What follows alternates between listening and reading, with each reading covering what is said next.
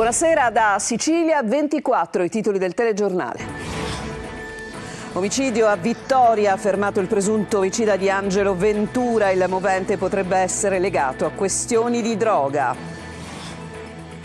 Neonata muore dopo cesareo, la procura di Catania apre un'inchiesta dopo la denuncia del padre, il parto ad Acireale, poi madre e figlia trasferite al Cannizzaro. Strage di Altavilla, giudicata capace di intendere e di volere anche la figlia minorenne superstite del principale imputato Giovanni Barreca, a marzo la prima udienza.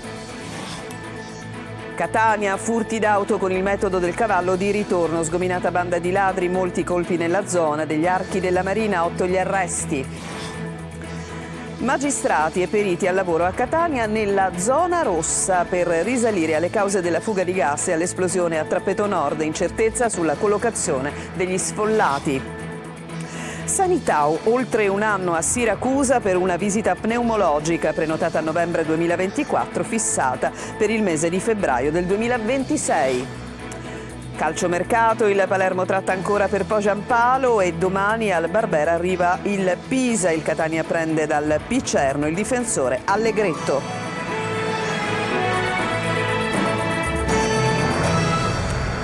Ben trovati, omicidio a Vittoria, in stato di fermo il presunto omicida di Angelo Ventura, il 38enne noto alle forze dell'ordine, parente di alcuni esponenti di spicco della criminalità organizzata. Ma sentiamo Veronica Barbarino.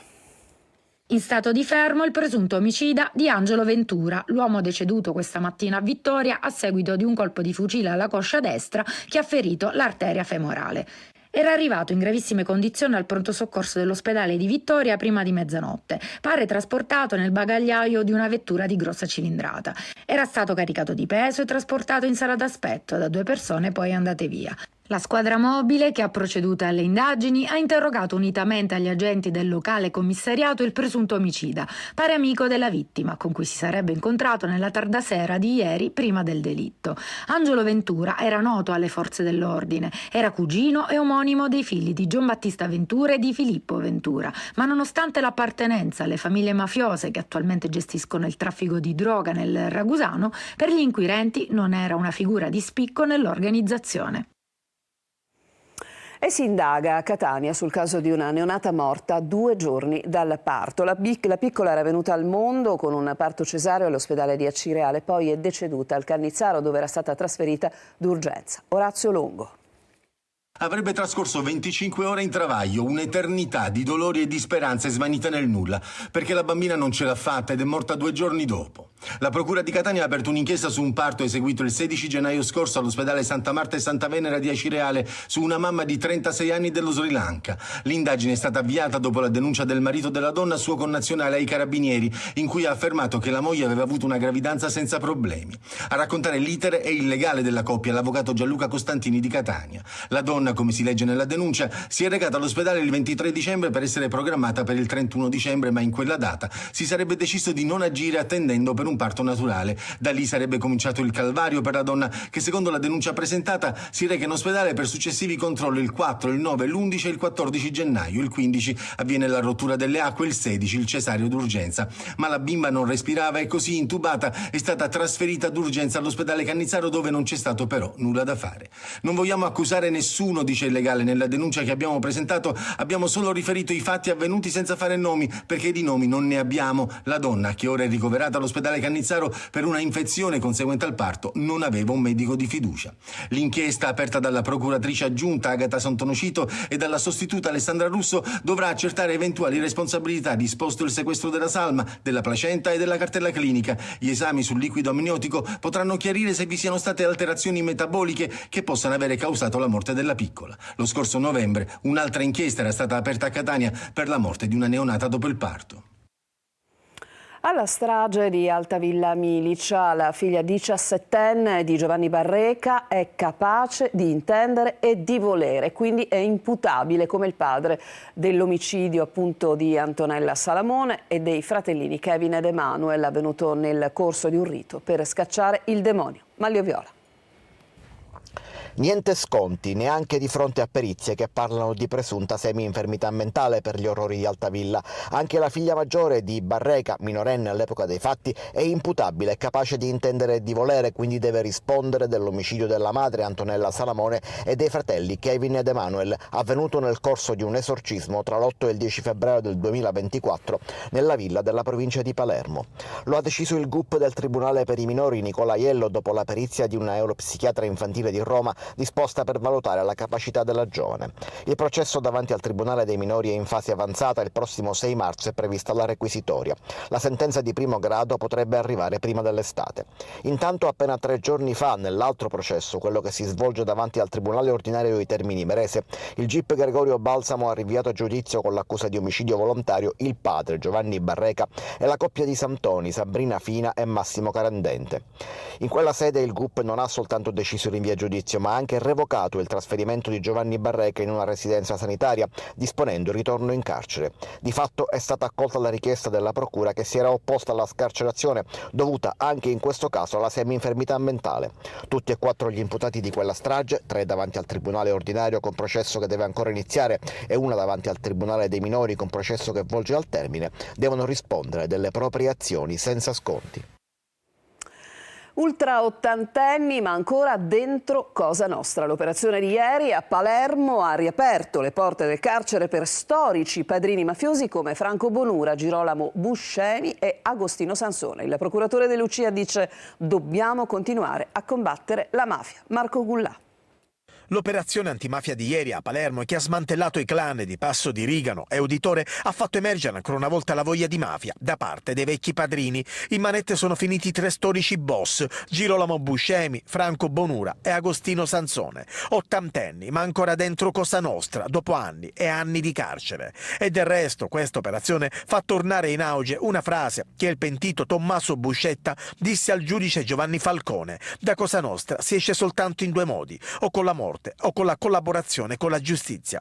Oggi, nel corso di un incontro a Palermo con gli studenti, il procuratore Maurizio De Lucia è tornato sull'operazione che ha riportato in carcere alcuni vecchi boss. L'attività repressiva continua, non si arresta, è utile, è importante, non è sufficiente a fare sì che il fenomeno mafioso sia debellato. Probabilmente ha la stessa utilità, se non ancora di più, poter parlare con dei ragazzi che sono in formazione come avviene oggi. Hanno nostalgia della vecchia mafia, i padrini di Cosa Nostra, lo dicono e lo ribadiscono mentre sono stati intercettati. Provano a stringere rapporti con politici e imprenditori e allora incontri come quello di oggi all'Istituto Pio La Torre sono fondamentali. Spiegare cos'è la mafia oggi, come si presenta, con quali caratteristiche, perché dobbiamo evitare l'errore di parlare della mafia al passato, come se fosse un fenomeno della storia e non della cronaca, perché credo che sia utile per i ragazzi comprendere come si manifesta oggi l'organizzazione criminale nei nostri quartieri, nella nostra città, in Sicilia. Annullata la condanna all'ergastolo del boss Nino Madonia per il duplice omicidio dell'agente di polizia Nino Agostino, della moglie incinta Ida Castelluccio. Sentiamo il perché nel servizio di Manlio Viola. Torna in alto mare la vicenda dell'omicidio dell'agente di polizia Nino Agostino, assassinato insieme alla moglie incinta Ida Castelluccio il 5 agosto del 1989 a Villa Grazia di Carini in provincia di Palermo. La Corte di Cassazione ha infatti annullato la condanna del boss Nino Madonia. La Suprema Corte ha disposto un nuovo processo per il boss per l'accusa dell'omicidio di Agostino, ha invece scagionato definitivamente Madonia dall'accusa dell'omicidio della moglie Ida Castelluccio, nonostante il delitto sia avvenuto contemporaneamente. Il boss Madonia in appello era stato condannato all'ergastolo per il duplice omicidio, ma già in appello era caduta l'aggravante della premeditazione per il solo delitto della moglie incinta di Agostino, in quanto non era lei il bersaglio dei killer di mafia, ma si trovò nel posto sbagliato al momento sbagliato. In Cassazione invece i giudici hanno accolto il ricorso degli avvocati Vincenzo Gianbruno, Alessandro Tato Martonana, Valerio e Giorgio Vianello Accoretti e per l'omicidio di Ida Castelluccio hanno disposto la prescrizione del reato. Resta in piedi invece il delitto premeditato di Agostino. In un altro processo lo scorso ottobre anche il boss Gaetano Scotto era stato condannato al carcere a vita, sarebbe stato l'esecutore materiale dell'omicidio sempre insieme a Madonia. I 2 killer arrivarono in moto. Assolto invece Francesco Paolo Rizzuto, amico di Agostino, che rispondeva soltanto di favoreggiamento. A Catania adesso furti ed estorsioni con il metodo del cavallo di ritorno. 8 le persone arrestate dalla polizia nell'operazione Dusmet, ma sentiamo Emanuela Corsi. Rubavano auto e chiedevano ingenti somme di denaro per restituirle ai proprietari. Sono 8 le persone arrestate dalla squadra mobile di Catania per furto aggravato di autovetture ed estorsione, attuata col metodo del cosiddetto cavallo di ritorno nell'operazione Dusmet. Il GIP ha disposto 5 arresti in carcere nei confronti di Salvatore Maugeri, Salvatore Venuto e Antonino Santapaola, già detenuti per altra causa, e per Gianluca Bonaccorsi e Antonio Balsamo. Arresti domiciliari invece per Giuseppe Linguaglossa, Francesco Lopresti e Danilo Privitera. Le indagini della squadra mobile hanno permesso di ricostruire numerosi furti di autovetture nella zona degli Archi della Marina, come vediamo in queste immagini. Poi scattava la richiesta di pagamento del riscatto nei confronti del proprietario, sfruttando il momento di smarrimento in cui si trovava la vittima dopo essersi accorta del furto. La procura etnea spiega in una nota come gli autori dei reati abbiano operato con una tecnica che ha reso complessa la loro identificazione, secondo uno schema basato sulla suddivisione dei compiti e sull'alternarsi nell'arco della giornata con nuclei di 2 o 3 soggetti di volta in volta diversi da quelli precedenti. Restiamo a Catania, dove magistrati e periti lavorano ancora nella zona rossa per risalire alla causa della fuga di gas che ha sventrato 2 palazzine a Trappeto Nord. C'è ancora, tra l'altro, incertezza sulla collocazione degli sfollati. Tonino De Mana. Da un lato le ruspe che scavano, dall'altro magistrati e periti che studiano ogni dettaglio per cercare una risposta al quesito principale. Qual è stata la causa che ha originato la fuga di gas che a sua volta ha squarciato 2 palazzine a Trappeto Nord? Un interrogativo che si pongono dalla sera del 21 gennaio nel tentativo di risalire ai responsabili del disastro per molti annunciato. Lo ribadiscono gli abitanti della zona che già nel pomeriggio, quindi diverse ore prima dello scoppio, sentivano un forte odore di gas. Nel nostro bagno dalle fogne usciva un fortissimo odore di gas e questo ci faceva preoccupare molto. Infatti non abbiamo acceso la luce in quel bagno, abbiamo aperto, spalancato tutto in modo che circolasse l'aria.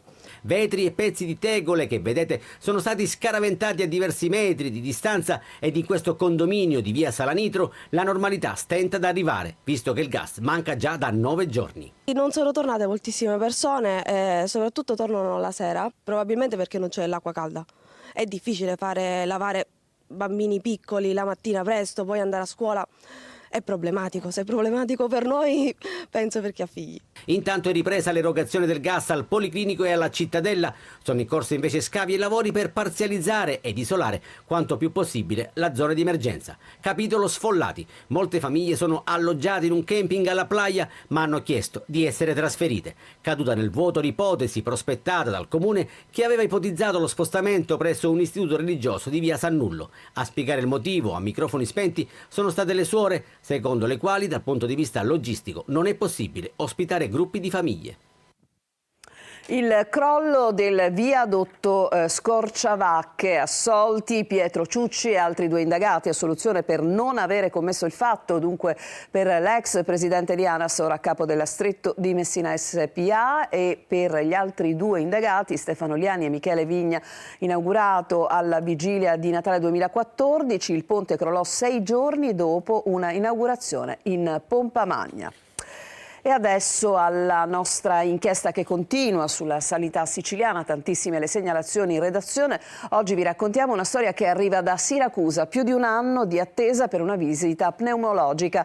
Spero che cambi qualcosa, dice la paziente al nostro TG. Francesco Aloi.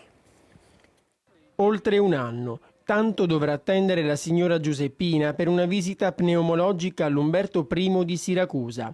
La prenotazione è del 15 novembre 2024, la prima data disponibile per l'esame l'11 febbraio, ma del 2026. Una cosa impossibile. Dovevo fare una poligrafia e ho chiesto all'ASP di poter anticipare questo esame. Nessuna risposta. E non è la prima volta che si imbatte in tempi di attesa biblici. Le era accaduto già in passato ed aveva deciso di rivolgersi ad un'altra sanità, quella privata. Sempre alla sanità privata e a pagamento ovviamente. sia come visite, come farmaci. Il foglio della prenotazione lo tiene in mano, lo guarda e non riesce a crederci. La sanità non deve essere così, ripete più volte. Una sanità che in Sicilia, come ha detto lo stesso assessore Faraoni, è in terapia intensiva. Spera che qualcosa cambi. Certo che me lo auguro che tramite voi qualcosa cambi e che chi ascolta di dovere, chi può smuovere le acque, come si suol dire, di poter fare il possibile, perché queste cose non devono avvenire. Quello della signora purtroppo non è l'unico caso del genere. Raccontateci le vostre storie. Scrivete alla nostra linea WhatsApp 342 7455 005, perché il nostro viaggio tra luci e ombre della sanità continua. Noi invece adesso ci fermiamo, ma solo per una pausa, torniamo tra poco, ci occuperemo della Sicilia che dice no ai cellulari in mano ai più piccini.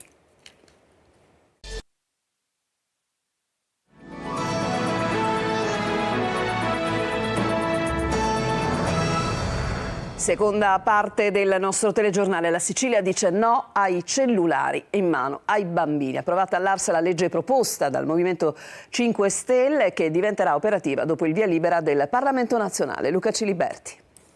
La Sicilia dice no ai cellulari in mano ai bambini. È stata approvata all'Ars la legge voto proposta dal Movimento 5 Stelle che mira a vietare i telefonini e le apparecchiature digitali ai bambini fino a 5 anni e a limitarne fortemente l'utilizzo nella seconda e terza infanzia e in età adolescenziale.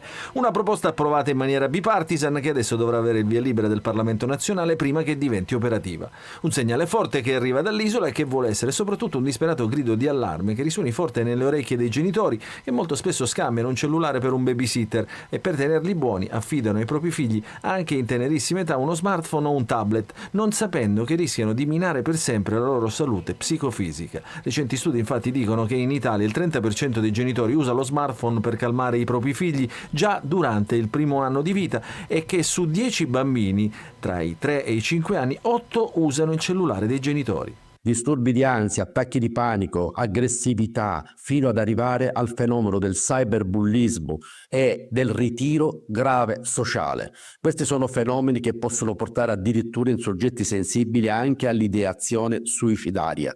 Non possiamo più disconoscere queste problematiche così importanti per la salute psicofisica dei nostri ragazzi. Il divieto di utilizzo di apparecchiature elettroniche è previsto anche per gli alunni all'interno delle scuole medie e superiori durante le ore didattiche. Una volta approvata, la Presidenza del Consiglio dei Ministri e dei Ministeri della Salute e dell'Istruzione dovranno occuparsi anche della promozione e della realizzazione di campagne di sensibilizzazione rivolte a insegnanti e genitori. Per le violazioni sono previste sanzioni da 150 a 500 euro.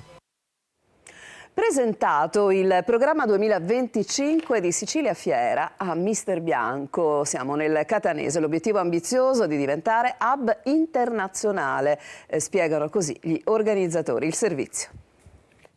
Un programma ricco, quello del 2025 per Sicilia Fiera Mister Bianco in provincia di Catania, polo fieristico inaugurato a settembre del 2022. Il nostro obiettivo ambizioso è quello di trasformare Sicilia Fiera in un hub internazionale, ha spiegato il presidente Nino Di Cauro. Quest'anno Sicilia Fiera dà attenzione a tutto quello che è il mondo sportivo, partendo con dei campionati per le selezioni nazionali dello scherma. Quindi saranno inizialmente lo schermo a partire con i campionati e poi successivamente a fine anno si partirà con quello che è invece un evento, comunque una fiera dedicata a tutto quello che è il mondo del golf e del settore turistico golfistico. Agroalimentare, transizione energetica, design, edilizia, economia del mare e altro per promuovere il tessuto produttivo locale, come spiega il sindaco di Mister Bianco Marco Corsaro. Noi siamo orgogliosi di stare accanto alle imprese, agli imprenditori che portano avanti il bello e le attività produttive dell'Italia, quindi la Sicilia, e in questo caso di Mister Bianco. Oggi accanto al gruppo imprenditoriale di Sicilia Fiere, mentre si declinavano gli eventi che si svilupperanno nell'annualità 2025, la parte pubblica ha in campo gli operai per mettere proprio le bandiere del distretto commerciale. Ci fermiamo ancora, c'è un'altra pausa e poi torniamo con il calciomercato delle siciliane.